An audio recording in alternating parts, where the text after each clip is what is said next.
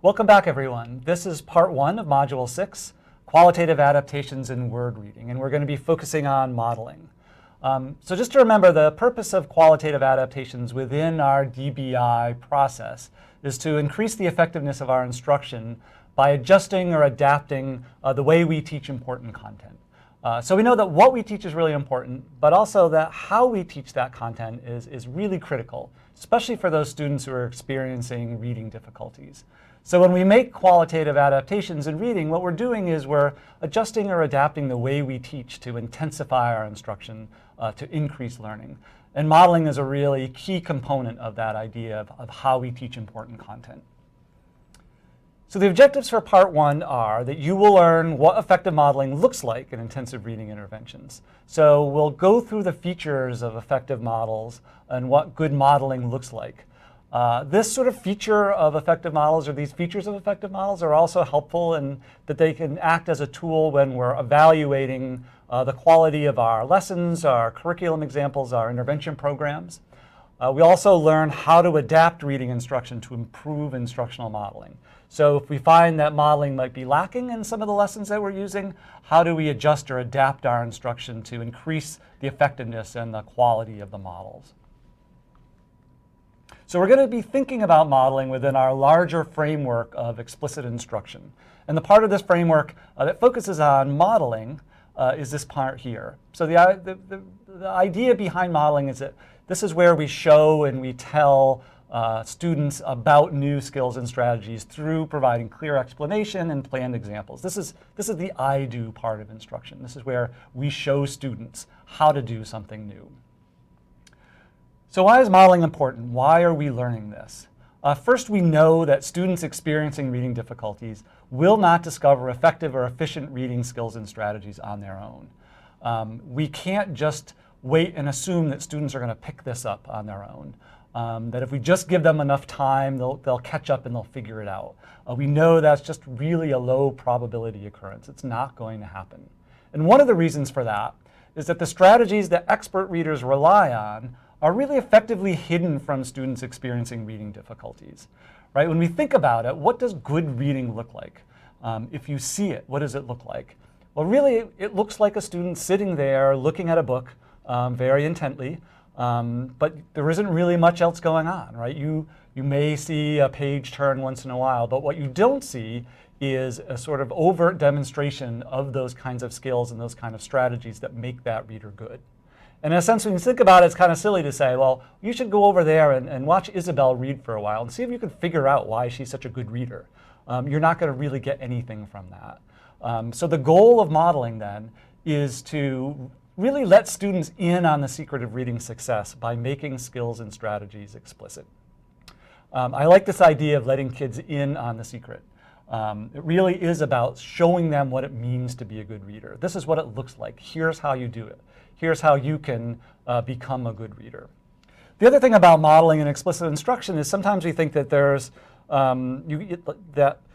is a difference or difficult to have both explicit instruction and also authentic learning experiences. And I like to think that explicit instruction modeling is really kind of giving kids the tools and strategies to be successful, and then allowing them to use those tools, strategies, and skills to engage in meaningful, authentic learning opportunities. So there really isn't a disconnect at all. So when we're thinking about effective models, what are the features that go into effective models? One is focus on a singular objective, explain with clear, concise, consistent language, model and demonstrate the skill or strategy. This is where we show the thinking. Select appropriate examples to model. And also model additional examples, so using multiple models when we're teaching something. So throughout this module, it might be helpful if you take out a checklist that goes through these features of effective models that's in your workbook. And because we'll be looking at some examples of teaching, and we'll be using those checklists to kind of go through and evaluate whether these examples include these features of effective models. So the first feature is focus on a singular objective. So the idea here is that we really want to focus on the right amount of content to introduce when we're teaching, the sort of just right amount.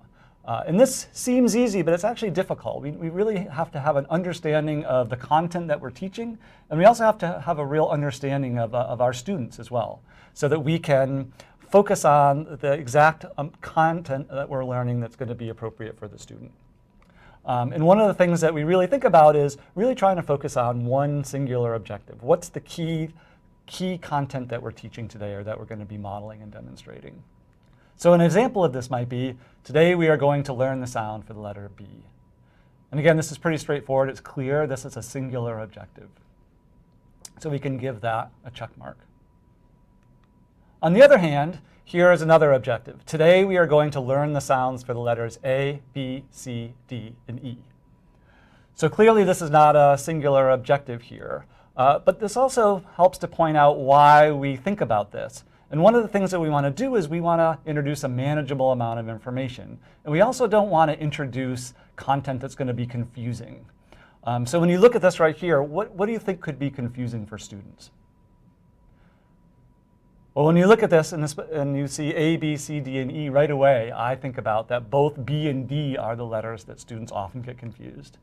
They look the same and they sound the same. So if we're introducing these in the same time as part of the same lesson, we're kind of setting kids up for confusion down the road. So one of the things that we want to do when we're thinking about objectives is really making sure that they're focused on a singular objective, and especially not introducing content that's going to be confusing to students down the road. So this does not meet the criteria. So one of the things about objectives is sometimes they're not clearly written into instructional materials or curriculum. So we almost sometimes have to step back and kind of think about what are the objectives? What is this lesson teaching? And when we do that, sometimes we can see that we see these kinds of objectives in reading lessons. How to listen for first and last sounds. Today we are going to learn the letter combinations AI and OA. We're going to learn how to read words with consonant blends and digraphs. We're going to learn open and closed syllables. We're going to learn how to do a repeated reading and graph your results. So all of these are important content in reading. These are all big ideas in reading that we want students to learn. But when we think about it, all of these objectives contain multiple objectives. And so what we want to do instead is kind of come back to these and think about, all right, let's focus on one key objective for the lesson. So how to listen for first sounds, the letter combination AI, how to read words with consonant blends, open syllables, or how to do a repeated reading. That doesn't mean that these other things are not important, that we won't teach them, but we probably don't want to introduce them all together in one lesson.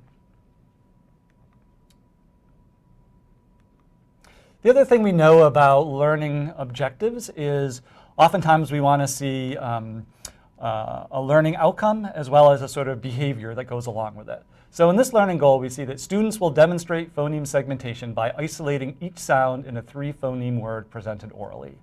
So we have a really detailed objective here that talks about what students will learn how to do, which is demonstrate phoneme segmentation. But we also know how they're going to do it. They're going to do it by isolating each sound in a 3-phoneme word. So when they're presented with a word orally, say the word is mud, they would be able to segment that into individual phonemes by saying d.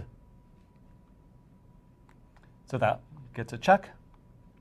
We also don't want to be confused by objectives that look like they're written like this. For example, this objective says students will demonstrate phonemic awareness by segmenting words. So that sounds like it has a learning outcome plus a behavior in there. But in a sense, it really doesn't give us the sort of specific singular objective, the focused objective that we're looking for. So demonstrate phonemic awareness. As you know, that's a large construct, and there's a lot of components of phonemic awareness. And segmenting words doesn't really kind of tell us what they're going to do, what kind of words, how are they going to be segmenting those words. So even though in some way this appears like it's a good objective, we would say that this probably isn't singular or clear. Okay, so we talked about focusing on a singular objective. The next feature of effective models is explaining with clear, concise, and consistent language. So the important thing here is that we really want to be focusing on the content that we're delivering. Right? This is what's key. We're teaching new content that's going to be difficult for students because it's new. That's why we're teaching it. So what we want to do is we want to make the language as clear and consistent and concise as possible so students really can focus on the new content they're learning and not have to try to interpret the language that we're using to teach that content. So for example, we could say, let's review our letters. The name of this letter is S. The sound it makes is S. The name of this letter is D. The sound it makes is D. The name of this letter is M. The sound it makes is M. So sometimes when we have this kind of consistent language, it feels to us as teachers that this is probably really boring for students. And they hear us say the same thing over and over again. And it almost makes us feel like we need to kind of mix things up a little bit and use some different language. But it really is the opposite for students, because to them, this is content that's new and difficult. So instead of thinking like, oh no, they're saying that again, he's saying that again, they're like, oh, thank you. He's using the same language. I know that. I feel confident and comfortable with that. So I can really focus in on the new content. And we can see this in a non-example, like this next slide, where I might say something like, the name of this letter is S. The sound it makes is S. This letter is D. It makes the sound D. This one says M, right? So I use different language each time, but probably what it made the students do is kind of have to figure out what I was saying each time. They didn't know what was coming, so they had to kind of wade through the language to get to the content. And then this also makes it difficult when moving into the practice component. So if I said, all right, what is this one? The students might not know if they are supposed to say the name first or say the sound, because there isn't that kind of consistency or that clarity of the language that I'm using. So clear and consistent language is a really key component of modeling, and we don't have to worry about it being dry or boring, because students will appreciate that because it allows them to focus on the new content.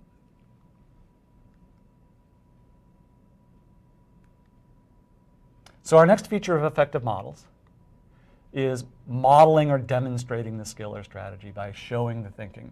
And really this is the key piece here, right? This is the place where we're really showing students how to do something, thinking out loud, going through the steps, step by step, and demonstrating what we're doing. Okay, here's an example of an effective model where we're really demonstrating the skill and strategy by showing the thinking and going through step by step.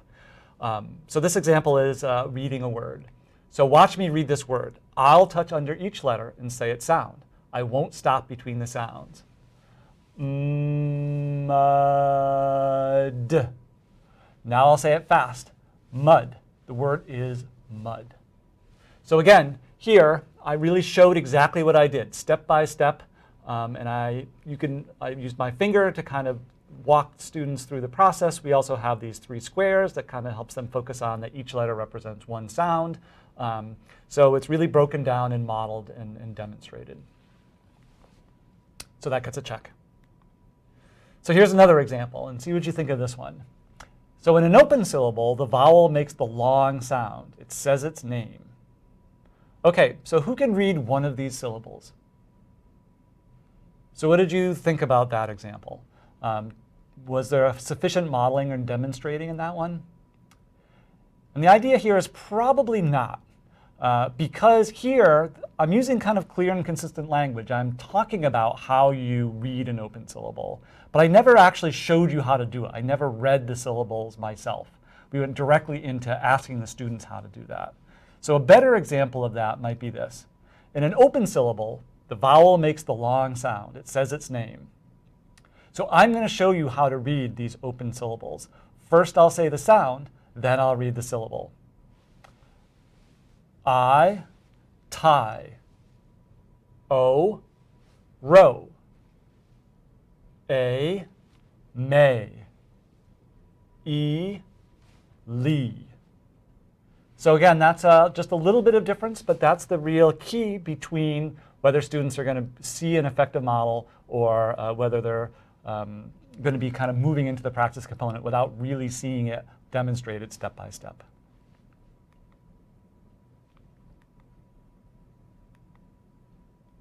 The next feature is selecting appropriate examples to model. And the idea here is when we're introducing something for the first time and we're using clear and consistent language and we're modeling and demonstrating, we want to use examples that are the best representation of the skill that we're teaching.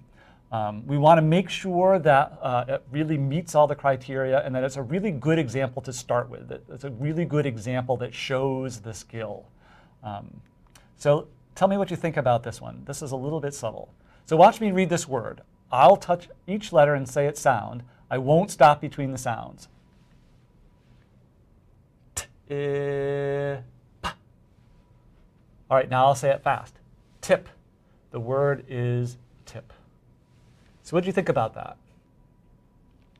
So one of the things that you could think about this is that notice that the word tip starts with a stop sound. T. Right, that's a sound that we can't hold out, right? You can only say it for an instant. If you try to say it longer, it turns into ta, and it has that schwa sound. So we can't really go ta-ip, because then the word would be ta-ip. So when we're modeling this kind of blending process, it's really difficult for students at the initial stages of learning to kind of blend between the T and the I because of the stop sound. So if we're really focusing on blending, this is a hard example to use as one that we're modeling, right? It's tip. So we can't really hold out the sounds as we're modeling. So this probably isn't a great example to choose if we're initially teaching this kind of reading or decoding or blending strategy. This, on the other hand, would be a better example to use for initial modeling. Watch me read this word. I'll touch each letter and say its sound. I won't stop between the sounds. Lip. The word is lip. Now I'll say it again, lip. So in this sense, you can see that I can really kind of hold out that L sound and blend it into the I. Even though this ends in a stop sound, that's not as difficult because it comes at the end of the word and you don't have to blend that into anything else. So again, this is kind of subtle, but it really shows that examples we use when we're modeling something for the first time really makes a difference about whether or not we can model and demonstrate it in a way that's as clear as possible for students. Here's another example for reading polysyllabic words. So the strategy here is that I'll circle the parts at the beginning and the end of this word. I'll read the parts and then I'll read the word. Okay, so let me look for parts at the beginning of this word. Okay, I see re. I also see con. All right, now I'll look for parts at the end of the word. I see shun. Okay, now to read this word, I'm going to first read the parts and then I'm going to read the word. So re, con, struck, shun. And I'll put it all together. Reconstruction. That sounds right. Okay, so this was a good example to use. It had parts at the beginning and the end. At this point, probably students would already have learned these parts. So this isn't new for them. What's new here is really trying to identify and circle them at the beginning and end. Here's another example, and see what you think of this. I'll circle the parts at the beginning and end of this word. I'll read the parts and then I'll read the word. Okay, first I'm going to look for parts at the beginning of the word, re, and then I'll look for parts at the end, shun. Okay, so I'll say the parts and then I'll read the word. Revelation, revelation. So obviously it didn't work there. And that's because this word doesn't really meet the pattern that we were introducing. So if we had introduced re as a prefix, we want to make sure that we're choosing words where the prefixes that we've taught actually are pronounced the way that we've been practicing them. So in Revelation, RE isn't pronounced re. And again, this seems kind of obvious, but a lot of times what we do is when we're modeling or demonstrating, we sort of come up with words on the spot.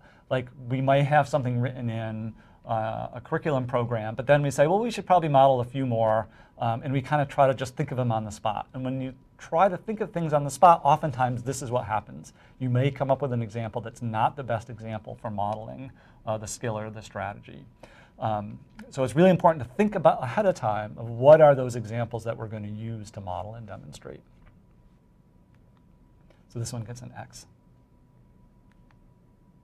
Okay, the final feature of effective models that we're going to talk about is model additional examples so that we model things multiple times.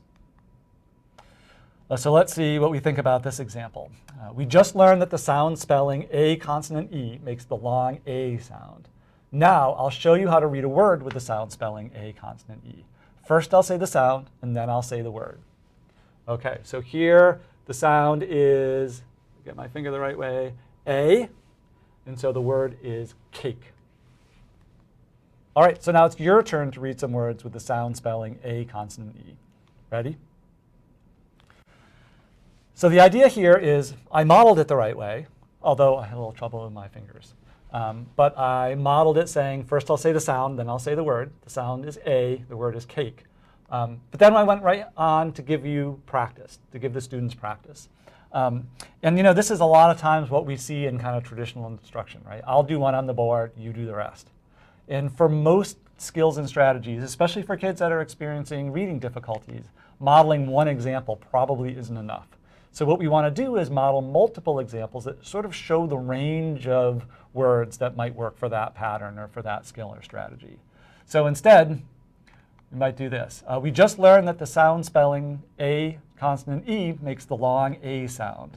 Now I'll show you how to read words with the sound spelling a consonant E.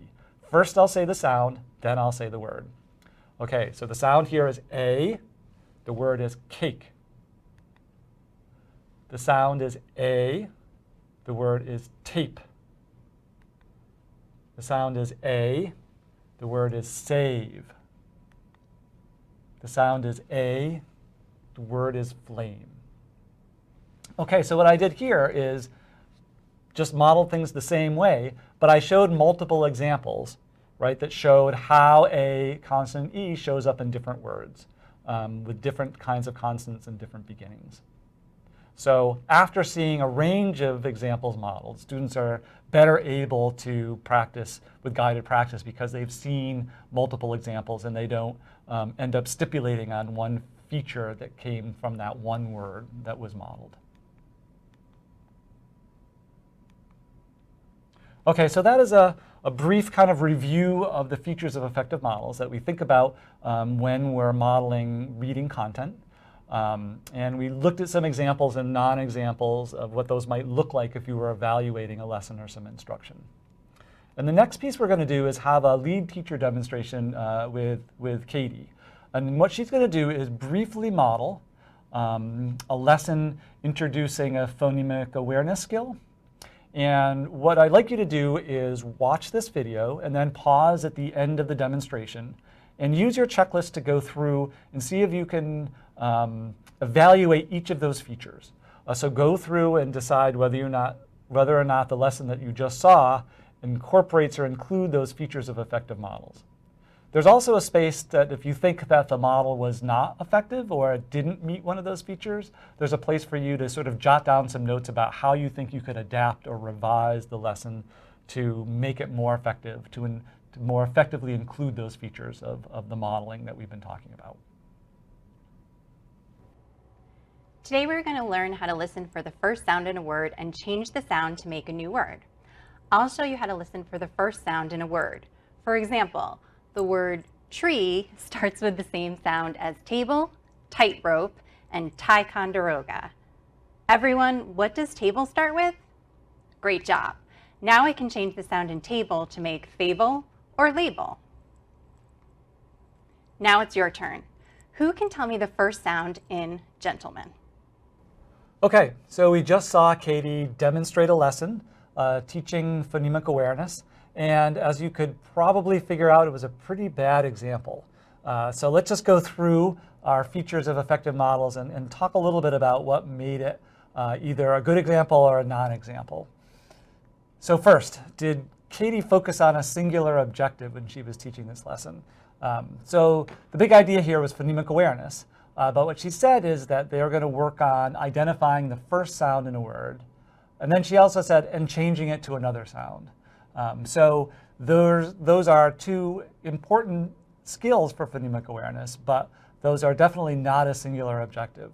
So probably what we would want to see is just working on identifying first sounds. That would be more an appropriate objective, and asking kids to both learn how to identify the first sound and then change a word to another word is probably too much to include.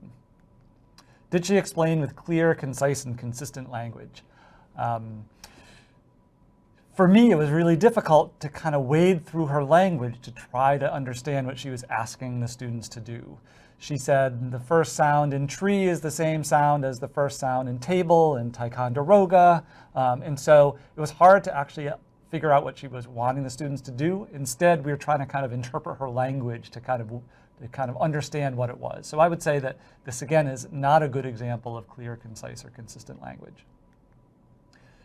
How well did she model or demonstrate the skill or strategy? If you really go back and look at it, she never once actually identifies the first sound in words. She says we're going to learn how to identify the first sound in some words, but she never says anything like the first sound in the word table is t. She goes right on to kind of saying this first sound in the word for tree is the same as in these other words, but she never actually models or demonstrates the skill that we want students to learn.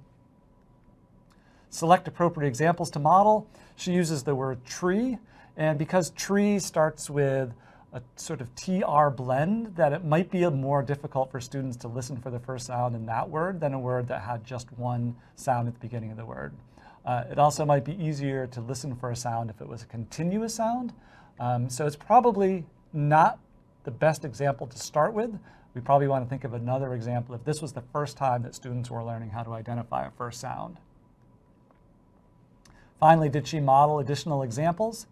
She went right on to sort of saying that you could turn tree or table into fable and some other words too. She didn't model multiple examples. In fact, she didn't really model any examples. So not a very good example of following these features of effective models. Next, we're going to see Katie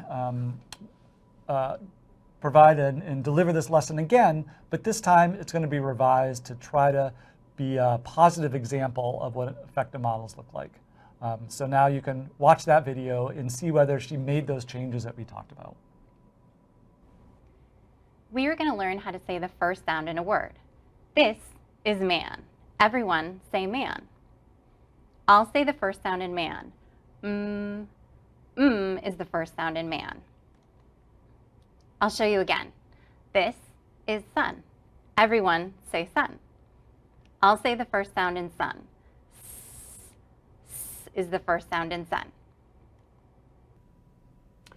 Now we're going to do an activity, activity 6.1, where we'll be using the features of effective models to evaluate a lesson.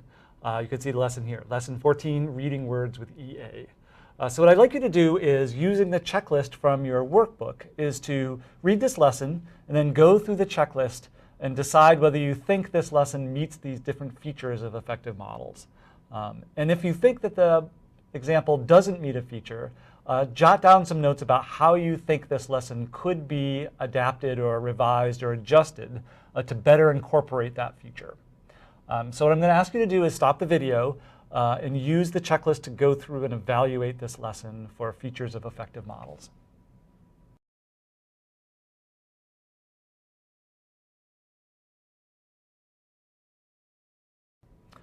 Welcome back. So you've had an opportunity to evaluate this lesson using the checklist of features of effective models. So now let's kind of go over this together and debrief and sort of talk about what we think. So the first feature of effective models is focusing on a singular objective. So we don't really have an objective in this lesson, but we can kind of get a sense of it from the title, which says reading words with EA. And it seems like that's a singular objective, right? We're only focusing on one vowel combination, EA. But then when we read down a little bit further, we see that it says, explain that EA can make two sounds, the long E sound, like in read, and the short E sound, like in bread. So that complicates things a little bit. And actually now, even though it's just EA, we're introducing two different sounds for EA. And in a sense now, this makes it multiple objectives, right? We're focusing on two different things. And as we go through, we'll see that that actually is going to end up being a little bit confusing, actually a lot confusing for students. So when we think about the first one, focusing on a singular objective, we would say that it doesn't meet that criteria because it's introducing two different sounds for the EA letter combination. So what we'll do is we'll give this an X. So the next feature of effective models is explain with clear, concise, consistent language. So let's go back in and actually look at the instructional language that's included in this lesson. So first it says explain. Right? Explain that EA can make two sounds, the long E sound like in read and the short E sound like in bread. So teachers, up to them to kind of explain that to students. But the place where the language is actually scripted out is under the say component right in here. So it says EA can say E like in read. Everyone say E read. EA can also say like in bread. Everyone say bread. So what do you think about that? Is that clear, concise, and consistent language? You know, you could sort of say, again, because there's two different sounds, that it may be a little bit confusing to students. But just to give it the benefit of the doubt, it does seem to be introducing the sounds in a consistent way. It says it the same way both times. It's pretty clear. It's pretty concise. Just so that, just for this particular one, let's go ahead and give this one a check. Although if you had it as an X and you had some specific reasons about that, I could see how you could think that this language might not be as consistent and clear as we'd like. So the next feature is model, demonstrate the skill or strategy. So we have to look and see in this lesson what the teacher is doing. Where is the teacher demonstrating or modeling or showing students what to do? So there's a place where they say, EA says E like in read. So the teacher is modeling with sound for E. And also says EA can also say like in bread. So it's modeling what the sound EA, the other sound that EA makes. So in a sense, it's modeling the sound for EA. But then when we move on, it says have students read the following words with EA. And then we have a list of words there. And so in this case, one of the main things about this lesson is not just learning what the sound is for EA, but also reading words with EA. So if that's the objective or if that's the goal for this lesson, then we don't see the teacher actually demonstrating reading any of these words other than just saying the word read and saying the word bread. So there isn't any modeling or demonstrating of how to read words with EA. What does that look like? How do you go about reading words that have EA? So that means, so in terms of modeling or demonstrating the skill and strategy, there's a little bit in there, but the lesson really isn't modeling the key skill that we're going to be asking students to do. So we'll give that an X. The next one is select appropriate examples to model. All right, so we have some words at the bottom, and we have some words in the modeling section, read and bread. So this is a part where it's going to get really confusing for students because we have these two different sounds for EA. Right? So we're saying that EA sometimes says E, like in read, and sometimes it says like in bread. So we're using these examples, but these are hard because we see that read is a word that sometimes it can say read, sometimes it can say read. So we're sort of not really sure. We also have these words at the bottom, read, bread, real, wealth, steam, lead, lead. We're not quite sure. So these examples at the bottom are really going to be challenging for students because unless they know these words already, they're not going to know whether they should be reading the word with a long E sound or a short E sound. And some of them are ambiguous and can be pronounced both ways, right? Lead and lead, read and read. So for sure, the examples that have been selected here are not appropriate examples, both to model or to practice.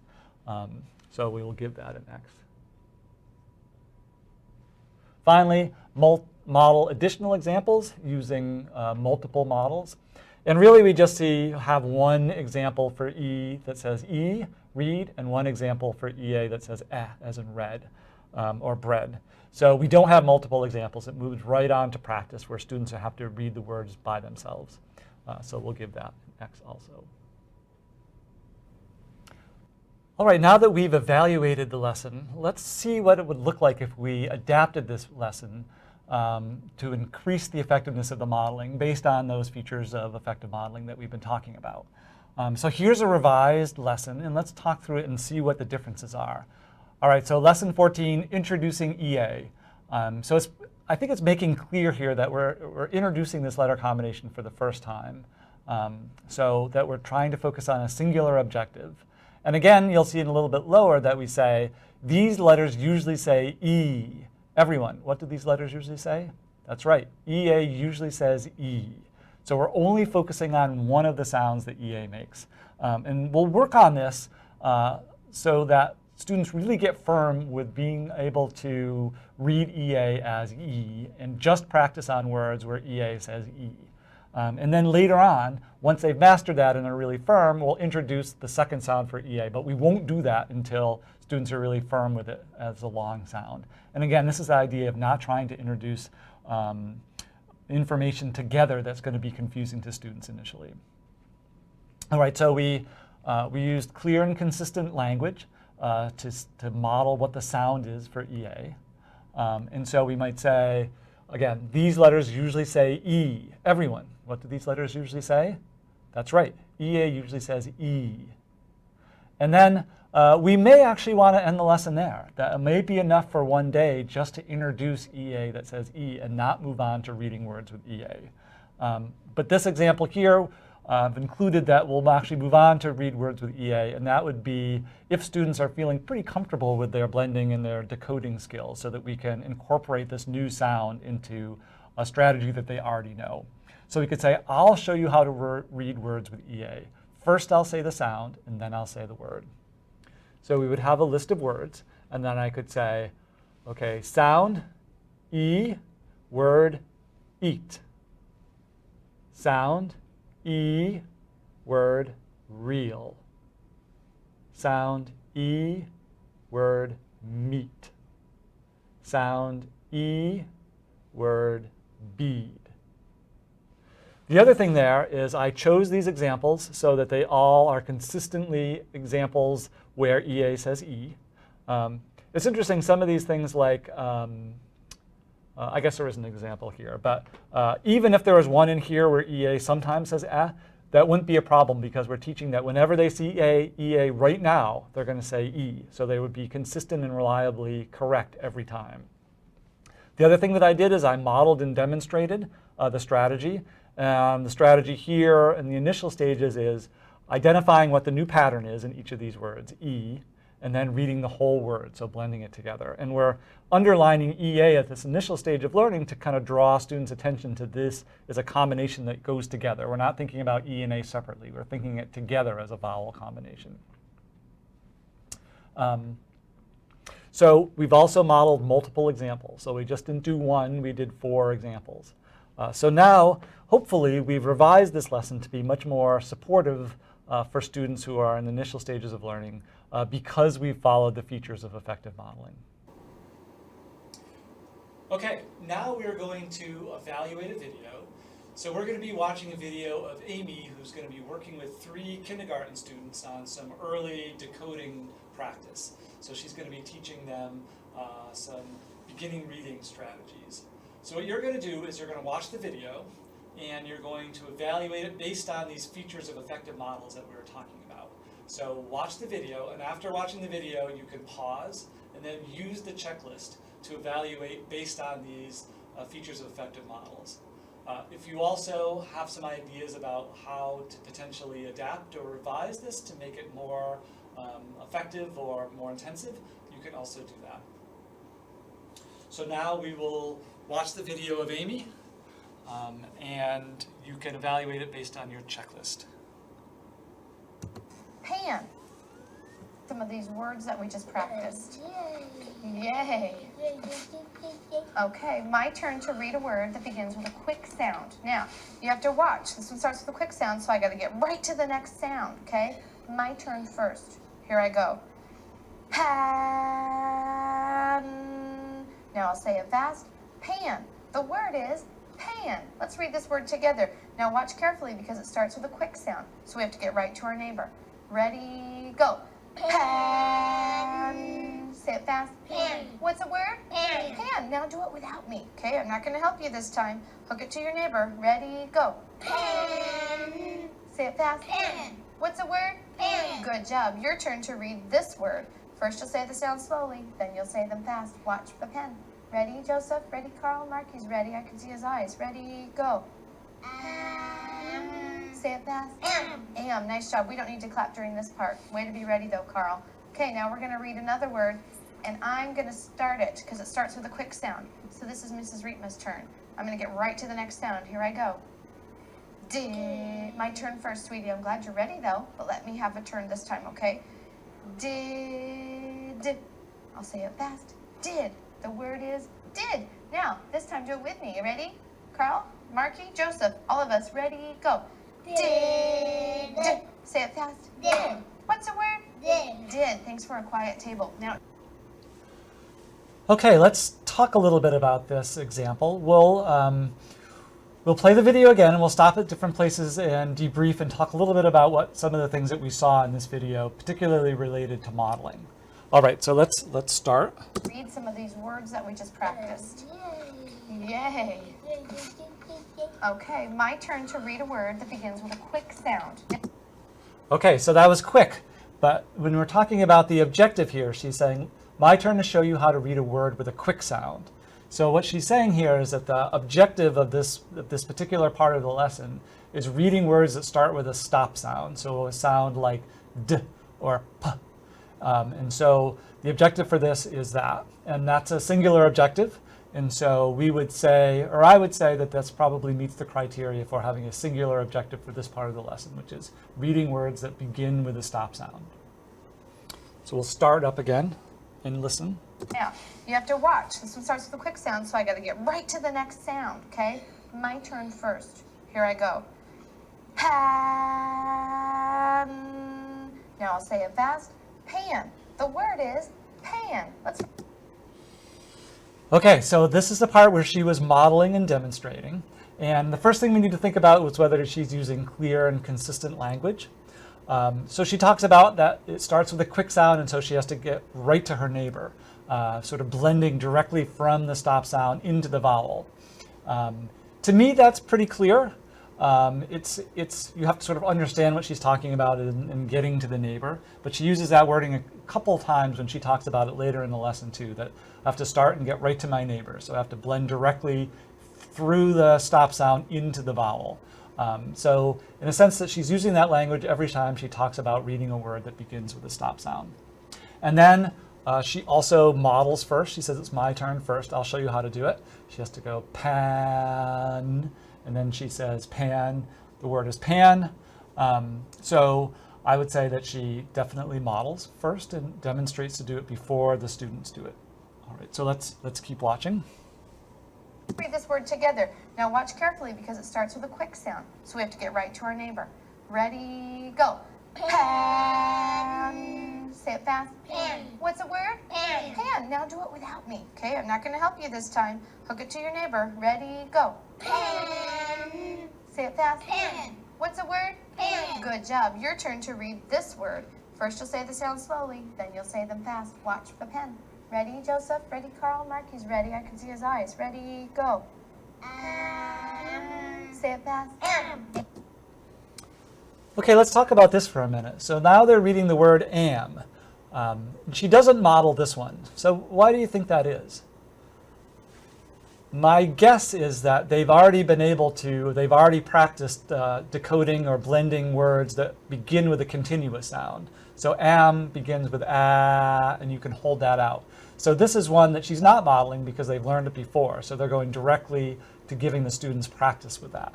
But as you can see, the next one is going to be a stop sound again. So she's going to model one more time when it comes to the new word that they're going to be reading, which is did, that also starts with a stop sound. So let's watch that.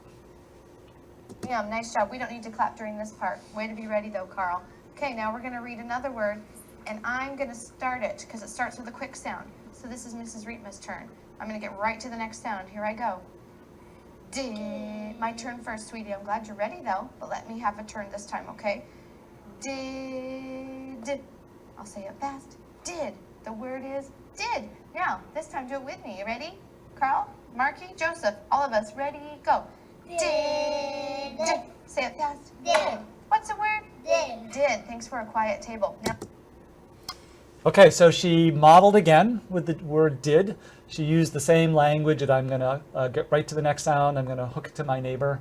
And she modeled it again before she had the students practice. So again, we see some examples of pretty clear and consistent language, and we also see an example of modeling and demonstrating. So what about example selection? So the first time that she modeled, she used the word pan. It's a short CVC word. It starts with a continuous or a quick sound, a stop sound, so it fits the objective. The one thing we might want to say is that the A sound in pan, the N kind of changes the A sound a little bit, so that when you say it changes the sound a little bit than when you read the word pan. And so perhaps you might have said that she could have picked a better word where the A sound is consistent when you're sounding it out and reading it together. But all the other kind of features of using an appropriate example, I think, are met there. And then she also models two words. She models pan and did. So she doesn't model just a singular time, she models two words for the students. So overall, I think we would say that this meets pretty much all of the features of effective models that we're looking at. Again, there's never a perfect lesson, so if you had thoughts about how to increase the effectiveness of this lesson, maybe modeling multiple examples, maybe using a little bit different wording, maybe not including that kind of practice in the middle with am, all of those things would be appropriate things to suggest or to revise. But overall, that we would say that primarily this is a pretty positive example of how to model beginning reading skills.